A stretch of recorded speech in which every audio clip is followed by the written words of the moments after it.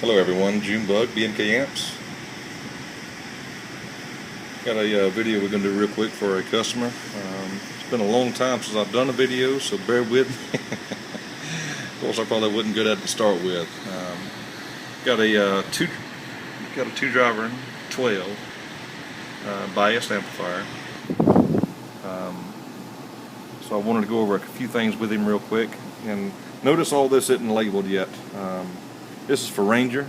Ranger, I'll get you straightened out. You'll know what everything is. This is our master on and off. This is sideband, preamp, and this is for our bypass switch. So down would be a straight 12, up would be a two driving 12. Okay. So all of that will be labeled. You'll know exactly what each function is and how the functionality of each of them works. Be very explicit with it. This is a relay for our bias. I like to do it this way because these sandstones tend to get a little hot.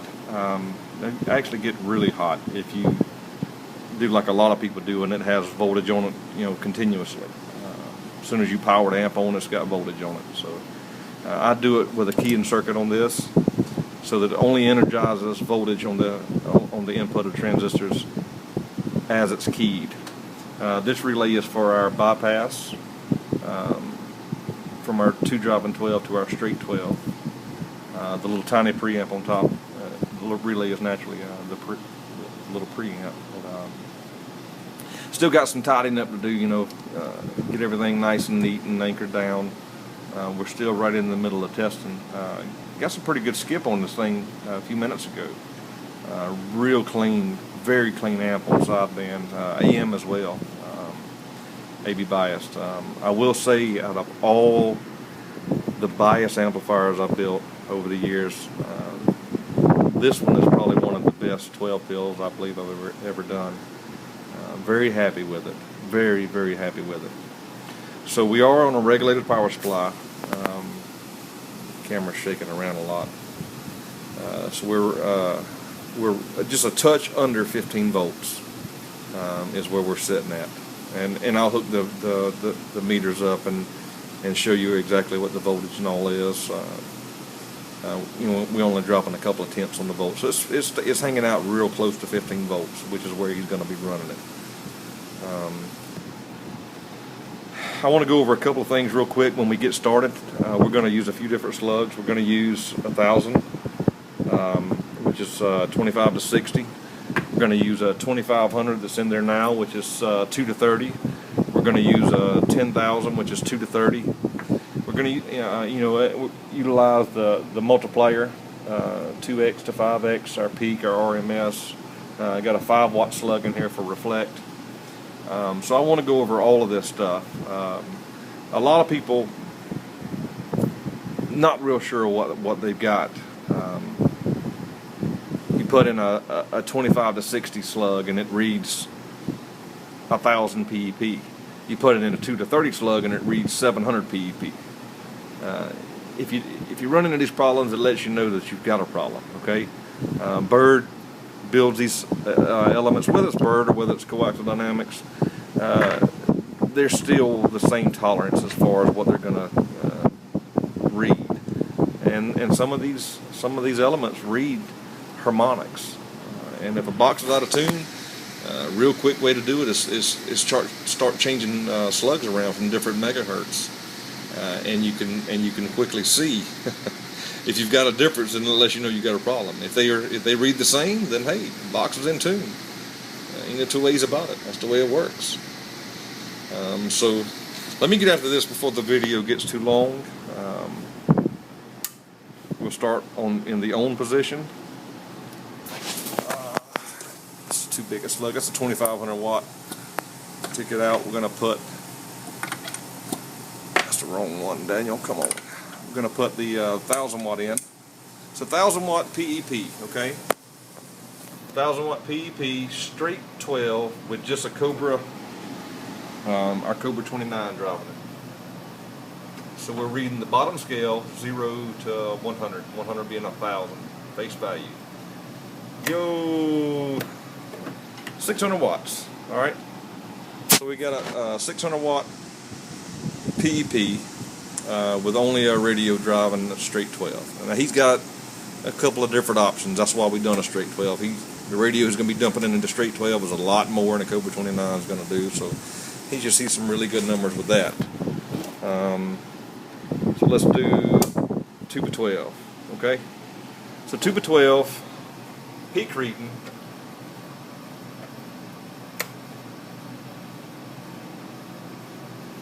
Got about a 250 watt carrier is where it's sitting at. Okay, naturally we can put a little more than that, but that's just where it happened to be. Hello audio. All right, so it slams that. Okay, so we're going to go to the 5X. So now we're reading as if it was a 5,000 watt slug. We'll read the middle scale, 0 to 5,000, or 0 to 50. Excuse me, 50 being 5,000, 30 being 3,000. Okay. All right, we're all good. Hello audio. Hello audio.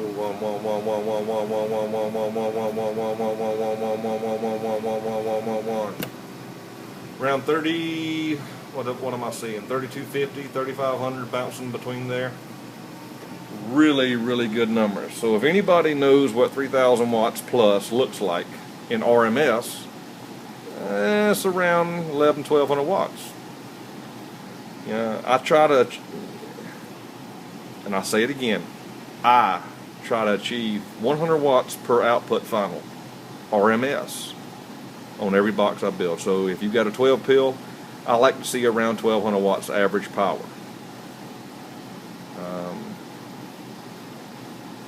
That's a lot of numbers. You know what I mean? Everybody says it, but everybody at home, you know, flip on your switch, whatever make, model, brand you got, and whoever built it. You know what I mean? If you got an 8 pill, you should see at least 800 watts average, give or take. That's what we strive to do in this business.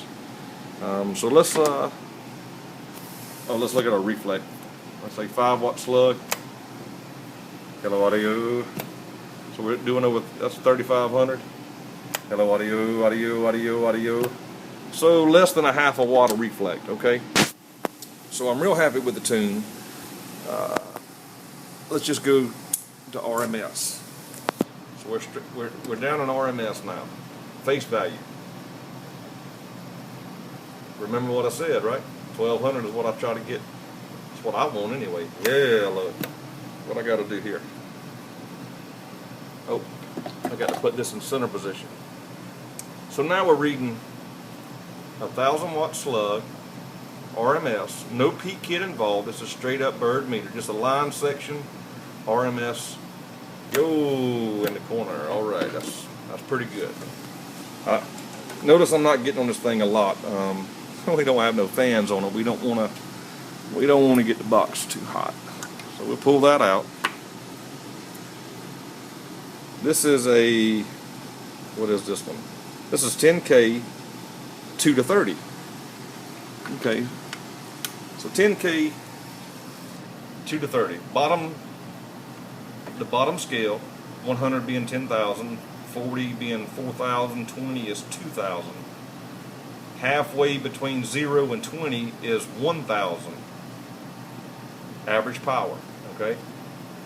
Yo, audio 1111. Hello, audio. Looks around 12, right 1,200. Hello, audio, audio.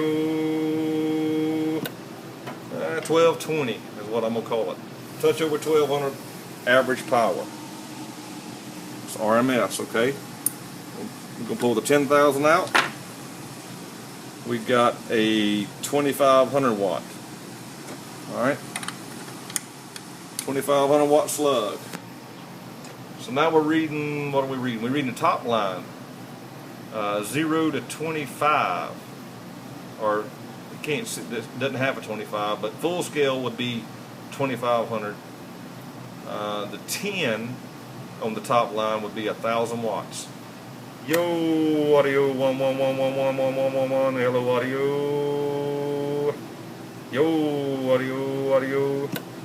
Still around the 1250 range. So they both coincide. We'll go to peak real quick. Still in center position. Excuse me. We're still in center position. Now we're in peak reading mode.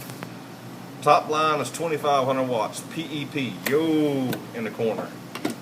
Okay? So that coincides with everything that we've done. We've done 3 different slugs, we've done 2 different megahertz. All of them are reading the same thing, still reading less than a half a watt of reflect. It is what it is, folks. You know, the box gets up. She gets up good. I like it. I don't know. I'm into dummy load, so I'm gonna turn my radio all the way up. You know what I mean? Naturally, you don't hear anything. Let's do this. See if we can hear anything.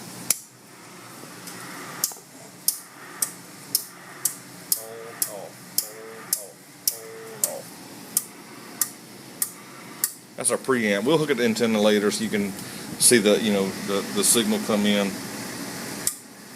Yeah, see, it's not doing anything. It ain't gonna do anything in that dummy load. But and then our sideband, we got a pretty good delay on the sideband, and all of it works beautifully. Very, very happy with the outcome of this amplifier. Very happy with it. So Ranger, I know you're going to be tickled when you get it, buddy. We'll get this thing buttoned up and get all the decals on it, all the lettering, as far as what everything is, so you'll know exactly how to operate it. Like I say, we got a little tidying up to do.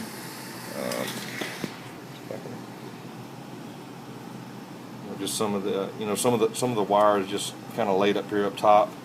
We want to move that around and get it all pinned down and anchored where nothing can move or flop around. But all in all, man, real happy with the outcome of the amplifier as far as the results of the cleanliness on sideband and on AM, the clarity and the watts, man. It's doing really, really, really, really good, in my opinion. One of the best I've ever built, so I'm pretty proud of this one. Built a lot of 12 pills, man, but one of my favorite amps to build. But as far as a biased amp, I'm very, very pleased. And like I said, there is no hiding. I mean, the driver's biased. Everything is biased. There is no DC ground nowhere. Everything's the voltage that I want. So the other guys that builds, and there's a lot of y'all out there that's y'all know what y'all looking at. I mean, that's pretty good numbers for a biased amplifier. I don't care who builds it. I really don't care who builds it. You get 100 watts per transistor at that voltage, and the second video we'll do, I'll go over that part. We'll cover all the voltage and everything. I'm hoping this thing will download because I'm 12 minutes into the video already, 13 now. So, Ranger, thank you for letting me build this, man. It's been a pleasure. I can't wait for you to get on it. Take care, everybody. Junebug, BMK Amps, bye-bye.